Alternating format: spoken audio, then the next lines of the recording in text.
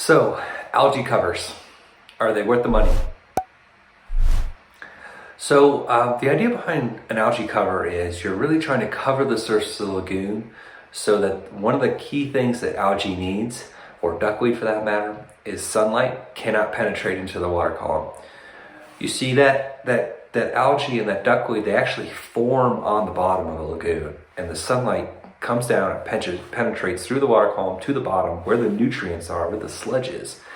And it causes the formation of that aquatic growth, and then that comes to the surface and sits there all summer long. And so when you cover it, you literally eliminate that photosynthesis that occurs.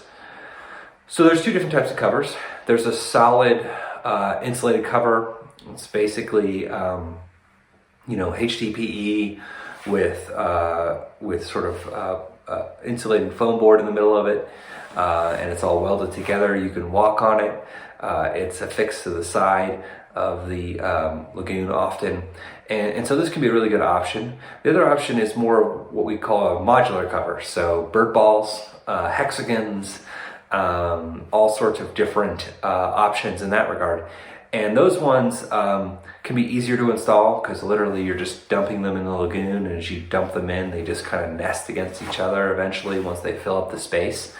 You can't walk on them, but they're an inexpensive way to quickly get rid of algae. They're still not super cheap, but they're something that will work. We actually came out with one called the Algae Protect, which if you want to inquire, we'll be happy to provide you with a quote. And it can be a really good way of managing algae in the summertime. You don't need to do your whole lagoon. You can just do your polishing lagoon and have some great effects. So I hope that helps.